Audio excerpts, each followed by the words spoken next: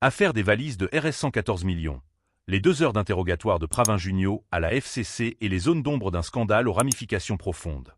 Le 23 avril 2025 restera probablement gravé dans les annales de l'histoire judiciaire mauricienne comme l'un de ces moments charnières où l'actualité politique, les institutions d'enquête et l'opinion publique convergent autour d'un événement unique, à la fois grave, sensible et aux conséquences incalculables.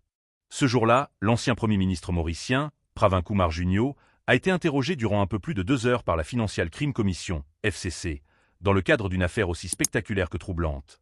La saisie de plusieurs valises contenant une somme totale d'environ RS 114 millions, en espèces et en devises étrangères, accompagnée de biens de luxe. Ce qui aurait pu sembler, dans un autre contexte, comme une affaire de contrebande ou de fraude financière parmi tant d'autres, a pris ici une toute autre tournure. Non seulement en raison de l'identité des personnes directement ou indirectement impliquées, mais aussi du silence pesant, de l'opacité de certains aspects du dossier et de l'impression générale d'une affaire dont l'ampleur réelle échappe encore, même aux enquêteurs. Le décor, une commission sous tension, un pays en attente. Il est à peine 9h30 lorsque les premiers journalistes se postent devant les grilles du réduit triangle, ce complexe sécurisé qui abrite plusieurs institutions clés, dont le siège de la FCC. Le véhicule de Pravin Junio, une berline noire aux vitres teintées, arrive un peu avant 10h. À bord, l'ancien Premier ministre, silencieux, accompagné de son avocat maître Raouf Gulbul, un ténor du barreau mauricien habitué des dossiers politico-judiciaires, et de Chamila Sonaori, une proche collaboratrice. Leur arrivée est brève, sans déclaration. Le cortège pénètre dans l'enceinte de la FCC sous haute sécurité. À l'intérieur, l'ambiance est bien différente. Les membres de la FCC ont préparé leur stratégie depuis plusieurs jours. Il ne s'agit pas simplement d'entendre un témoin, mais de comprendre l'origine et la destination d'une somme astronomique découverte dans des conditions encore floues. Les agents en charge du dossier ont parcouru des centaines de documents, épluché des flux financiers, révisé des témoignages. Ce 23 avril, c'est un moment de vérité qui se joue derrière les murs. Le cœur de l'affaire, d'où vient l'argent et pourquoi? L'origine de cette enquête remonte au samedi 16 avril 2025, lorsqu'un signalement anonyme aurait conduit les autorités à inspecter un entrepôt privé situé dans la région de Mocha. À l'intérieur, plusieurs valises soigneusement alignées, contenant des liasses de billets en roupies mauriciennes, en dollars américains, en nœuds grande valeur, montres suisses de luxe, stylo Montblanc plaqué or, accessoires de créateurs européens. La valeur totale est estimée à RS 114 millions, une somme qui, même dans les milieux les plus fortunés de l'île, reste exceptionnelle. Très vite, l'information fuite dans la presse. Les spéculations s'enchaînent. L'implication possible de membres du gouvernement, d'anciens dignitaires de l'État ou de réseaux d'affaires liés à la politique alimente la rumeur publique. Des noms circulent. Parmi eux, celui de Pravin Junio, ce dernier aurait été cité dans certains échanges d'intérêts dans les jours précédant la saisie. La FCC, en coordination avec d'autres instances, ouvre une enquête en urgence. Très vite, les autorités décident de placer l'ancien Premier ministre en état d'arrestation temporaire pour garantir sa présence lors des étapes clés de l'enquête. Libéré sous conditions strictes, il reste néanmoins sous surveillance judiciaire. 2 heures d'interrogatoire, entre prudence et stratégie. À huis clos, l'audition débute. L'ancien chef du gouvernement est confronté à une série de questions minutieuses. Quel lien entretient-il avec le lieu de stockage des valises? Connaît-il les personnes identifiées par les caméras de surveillance du site? Quelle explication donne-t-il à la présence d'objets de luxe à côté de sommes aussi massives en liquide? Les enquêteurs évoquent également la piste d'un réseau financier offshore, de transfert de fonds non déclarés et d'une éventuelle tentative de blanchiment d'argent à grande échelle. Selon des sources internes, les réponses de M. Junio sont prudentes, parfois laconiques. Il nie toute implication personnelle, tout en laissant entendre que certains de ses collaborateurs auraient pu utiliser son nom ou son entourage à son insu. Ses avocats, présents tout au long de l'entretien, interviennent à plusieurs reprises pour encadrer les termes de la discussion et éviter toute déclaration interprétable comme un aveu indirect. La posture de la défense, ouverture et calcul. À la sortie du bâtiment, maître Raouf Gulbul prend brièvement la parole. Mon client reste totalement disponible pour répondre à toute question. Il respecte les procédures et fait confiance à la justice, déclare-t-il devant une marée de micros tendus.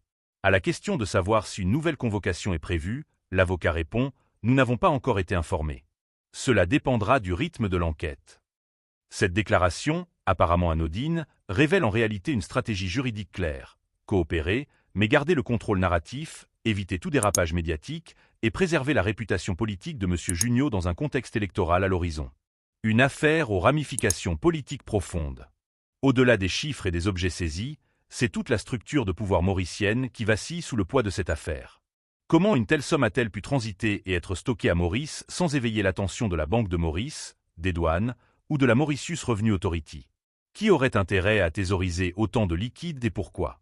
Le silence de certaines institutions jusqu'ici interroge. Plusieurs pistes sont à l'étude.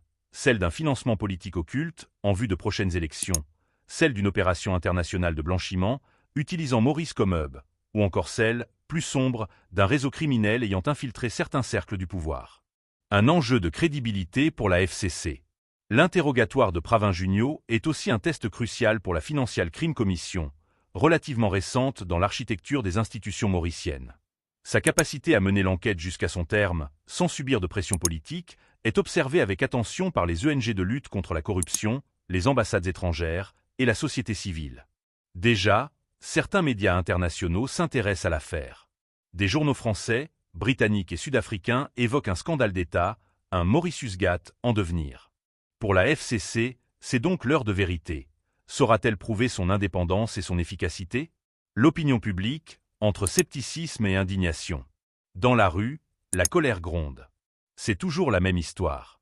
Quand les pauvres volent une pomme, ils vont en prison. Quand les riches volent des millions, ils sortent en costume, lâchent un commerçant de Port-Louis. Les réseaux sociaux, eux, s'enflamment. Des hashtags comme hashtag ValiseGate, #RS 114 millions, ou hashtag qui protège qui dominent les tendances locales. Le peuple demande des comptes.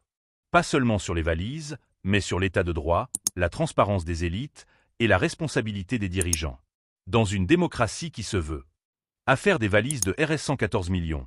Les 2 heures d'interrogatoire de Pravin Junio à la FCC et les zones d'ombre d'un scandale aux ramifications profondes. Le 23 avril 2025 restera probablement gravé dans les annales de l'histoire judiciaire mauricienne comme l'un de ces moments charnières où l'actualité politique, les institutions d'enquête et l'opinion publique convergent autour d'un événement unique, à la fois grave, sensible et aux conséquences incalculables.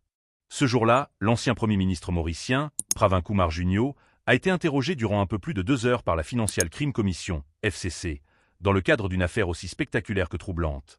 La saisie de plusieurs valises contenant une somme totale d'environ RS 114 millions, en espèces et en devises étrangères, accompagnée de biens de luxe.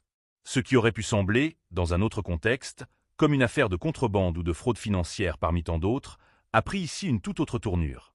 Non seulement en raison de l'identité des personnes directement ou indirectement impliquées, mais aussi du silence pesant, de l'opacité de certains aspects du dossier et de l'impression générale d'une affaire dont l'ampleur réelle échappe encore, même aux enquêteurs. Le décor, une commission sous tension, un pays en attente. Il est à peine 9h30 lorsque les premiers journalistes se postent devant les grilles du réduit triangle, ce complexe sécurisé qui abrite plusieurs institutions clés, dont le siège de la FCC. Le véhicule de Pravin Junio, une berline noire aux vitres teintées, arrive un peu avant 10h. À bord, l'ancien Premier ministre, silencieux, accompagné de son avocat maître Raouf Gulbul, un ténor du barreau mauricien habitué des dossiers politico-judiciaires, et de Chamila Sonaori, une proche collaboratrice. Leur arrivée est brève, sans déclaration. Le cortège pénètre dans l'enceinte de la FCC sous haute sécurité. À l'intérieur, l'ambiance est bien différente. Les membres de la FCC ont préparé leur stratégie depuis plusieurs jours. Il ne s'agit pas simplement d'entendre un témoin, mais de comprendre l'origine et la destination d'une somme astronomique découverte dans des conditions encore floues. Les agents en charge du dossier ont parcouru des centaines de documents, épluché des flux financiers, révisé des témoignages. Ce 23 avril, c'est un moment de vérité qui se joue derrière les murs. Le cœur de l'affaire, d'où vient l'argent et pourquoi? L'origine de cette enquête remonte au samedi 16 avril 2025, lorsqu'un signalement anonyme aurait conduit les autorités à inspecter un entrepôt privé situé dans la région de Moka. À l'intérieur, plusieurs valises soigneusement alignées, contenant des liasses de billets en roupies mauriciennes, en dollars américains, en nœuds grande valeur, montres suisses de luxe, stylo Montblanc plaqué or, accessoires de créateurs européens. La valeur totale est estimée à RS 114 millions, une somme qui, même dans les milieux les plus fortunés de l'île, reste exceptionnelle. Très vite, l'information fuite dans la presse. Les spéculations s'enchaînent. L'implication possible de membres du gouvernement, d'anciens dignitaires de l'État ou de réseaux d'affaires liés à la politique alimente la rumeur publique. Des noms circulent.